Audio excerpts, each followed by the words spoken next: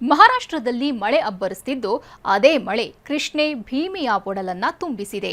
ಎರಡೂ ನದಿಗಳು ಅಪಾಯದ ಮಟ್ಟ ಮೀರಿದ್ದು ಯಾದಗಿರಿ ಜಿಲ್ಲೆಯಲ್ಲಿ ಕಟ್ಟೆಚ್ಚರ ವಹಿಸಲಾಗಿದೆ. ಇದರ ನಡುವೆ ನೂರಾರು ಎಕರೆ ಬೆಳೆ ನದಿ ಒಡಲು ಸೇರಿದ್ದು ರೈತರು ಸಂಕಷ್ಟಕ್ಕೆ ಸಿಲುಕಿದ್ದಾರೆ.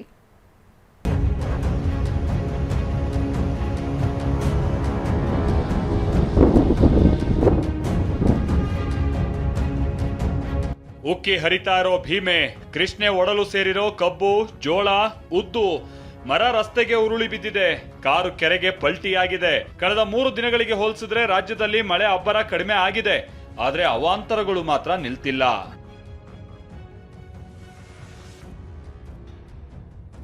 ಮಹಾರಾಷ್ಟ್ರದ ಮಳೆ ಅಬ್ಬರ, ಅಪಾಯದ ಮಟ್ಟ ಮೀರಿದ ಭೀಮಾ. ಗುರುಸಣಗಿ ಬ್ಯಾರೇಜ್ನಿಂದ ಹರಿದ 1,20,000 ಕ್ಯೂಸೆಕ್ ನೀರು. ಉತ್ತರ ಕರ್ನಾಟಕದಲ್ಲಿ ಈ ಬಾರಿ ಮಳೆ ಆಗಿಲ್ಲ.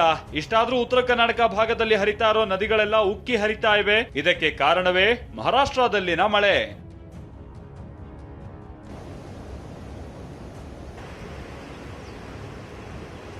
ಮಹಾರಾಷ್ಟ್ರದ ಪಶ್ಚಿಮ ಘಟ್ಟದಲ್ಲಿ ಭಾರೀ ಮಳೆ ಮುಂದುವರೆದಿದ್ದು ಭೀಮಾ ನದಿಗೆ ಭಾರೀ ಪ್ರಮಾಣದ ನೀರು ಬರ್ತಾ ಇದೆ. ಹೀಗಾಗಿ ಯಾದಗಿರಿ ಜಿಲ್ಲೆ ವಡಗೇರಾ ತಾಲೂಕಿನ ಗುರುಸಣಗಿ ಬ್ಯಾರೇಜ್ನಿಂದ ಬರೋಬ್ಬರಿ 1,20,000 ಕ್ಯೂಸೆಕ್ ಅಷ್ಟು ನೀರನ್ನ ನದಿಗೆ ಹರಿಬಿಡಲಾಗಿದೆ. ನಾಳೆ ಇದು 1.5 ಲಕ್ಷಕ್ಕೆ ಏರಿಕೆ ಆಗೋ ಸಾಧ್ಯತೆ ಇದ್ದು ನದಿ ಪಾತ್ರದ ಜನರಿಗೆ ನೀರಿಗೆ ಇಳಿಯದಂತೆ ಎಚ್ಚರಿಕೆಯನ್ನ ನೀಡಲಾಗಿದೆ. ಯಾದಗಿರಿ ಜಿಲ್ಲೆ ವಡಗೇರಾ ತಾಲೂಕಿನ ಗುರುಸಣಗಿ ಬಳಿ ಇರುವಂತಹ ಬ್ಯಾರೇಜ್ ಬಳಿ ಇದ್ದೀನಿ. ಕೆಲ ದೃಶ್ಯಗಳು ತೋರಿಸುವಂತ ಪ್ರಯತ್ನ ಕೂಡ ಮಾಡ್ತೀನಿ. ಇದು ಭೀಮಾ ನದಿ ಯಾದಗಿರಿ ಜಿಲ್ಲೆಯ ಅನ್ನದಾತರ ಪಾಲಿನ ಜೀವ ನದಿಯಾಗಿದೆ. ಕಳೆದ 15 ದಿನಗಳ ಹಿಂದೆ ಅಷ್ಟೇ ಸಂಪೂರ್ಣವಾಗಿ ನದಿ ಖಾಲಿಯಾಗಿ ನದಿಯಲ್ಲಿರುವಂಥ ದೊಡ್ಡ ದೊಡ್ಡ ಕಲ್ಲು ಬಂಡೆಗಳು ತೇಲಿ ಬಂದಿದ್ವು. ಆದರೆ ಈಗ ಮಹಾರಾಷ್ಟ್ರದಲ್ಲಿ ಸುರಿತಿರುವಂಥ ನಿರಂತರ ಮಳೆಯಿಂದಾಗಿ ಭೀಮಾ ನದಿ ಅಕ್ಷರಶಃ ಮೈದುಂಬಿಕೊಂಡು ಹರಿತಿದೆ. ಮಹಾರಾಷ್ಟ್ರದ ಉಜ್ನಿ ಮತ್ತು ವೀರ್ ಜಲಾಶಯದಿಂದ ಭೀಮಾ ನದಿಗೆ ಅಪಾರ ಪ್ರಮಾಣದ ನೀರನ್ನು ಹರಿಬಿಡಲಾಗ್ತಿದೆ. ಕೃಷ್ಣೆ ಅಬ್ಬರ, ಶೇಂಗಾ, ಹೆಸರು, ಉದ್ದು, ಸೋಯಾ, ಕಬ್ಬು ಜಲಾವೃತ. ಮಹಾರಾಷ್ಟ್ರದ ಪಶ್ಚಿಮ ಘಟ್ಟ ಭಾಗದಲ್ಲಿ ಮಳೆ ಅಬ್ಬರದಿಂದಾಗಿ ಕೃಷ್ಣಾ ನದಿ ತಿಂಗಳಲ್ಲೇ 2ನೇ ಬಾರಿಗೆ ಅಪಾಯದ ಮಟ್ಟ ಮೀರಿದೆ. ಇದರಿಂದ ನದಿ ಪಾತ್ರದ ಜಮೀನಿನಲ್ಲಿನ ಶೇಂಗಾ, ಹೆಸರು, ಉದ್ದು, ಸೋಯಾ, ಕಬ್ಬು ಬೆಳೆ ಮುಳುಗಡೆಯಾಗಿವೆ. ಅದರಲ್ಲೂ ಚಿಕ್ಕೋಡಿ ತಾಲೂಕಿನ ಚಂದೂರ, ಕಲ್ಲೋಳ, ಮಲ್ಲಿಕವಾಡ ಭಾಗದಲ್ಲಿ ಹೆಚ್ಚು ಹಾನಿಯಾಗಿದ್ದು ಪರಿಹಾರ ನೀಡಿ ಅಂತ ರೈತರು ಸರ್ಕಾರವನ್ನ ಆಗ್ರಹಿಸ್ತಾ ಇದ್ದಾರೆ. ನೀರು ನದಿ ಪಾತ್ರದ ಕೆಲವೊಂದು ನಮ್ಮ ಉದ್ದಾಗಲಿ ಮತ್ತು ಮೆಣಸಿನ ಗಿಡ ಮತ್ತು ಉಳಿದ ಬೆಳೆಗಳು, ಕಬ್ಬು ಸಂಪೂರ್ಣ ನದಿ ದಂಡ ಪಾತ್ರದ ಏನದಾರಲ್ಲ ಸ್ವಲ್ಪ ಜಲಾವೃತ ಆಗಿದಾವ್ರಿ.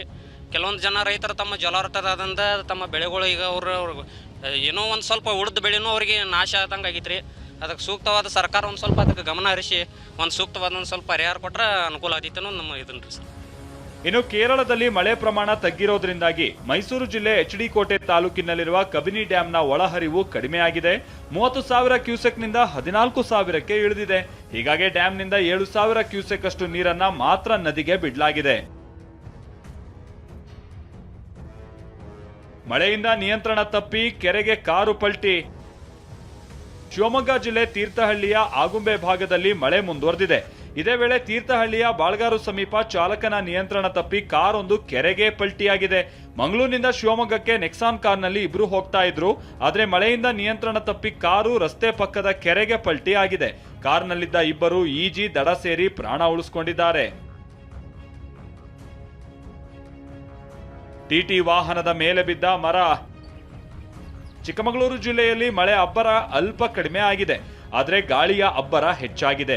ಇದರಿಂದ ಮುಳ್ಳಯ್ಯನಗಿರಿ ರಸ್ತೆಯಲ್ಲಿ ಬೃಹತ್ ಮರವೊಂದು ರಸ್ತೆಗೆ ಅಡ್ಡಲಾಗಿ ಉರುಳಿದೆ. ವಿಷಯ ಅಂದ್ರೆ ಪ್ರವಾಸಿಗರು ಚಲಿಸುತ್ತಿದ್ದ ಟಿಟಿ ವಾಹನದ ಮೇಲೆಯೇ ಮರ ಉರುಳಿ ಬಿದ್ದಿದ್ದು ಅದೃಷ್ಟವಶಾತ್ ಯಾರಿಗೂ ಅಪಾಯ ಆಗಿಲ್ಲ.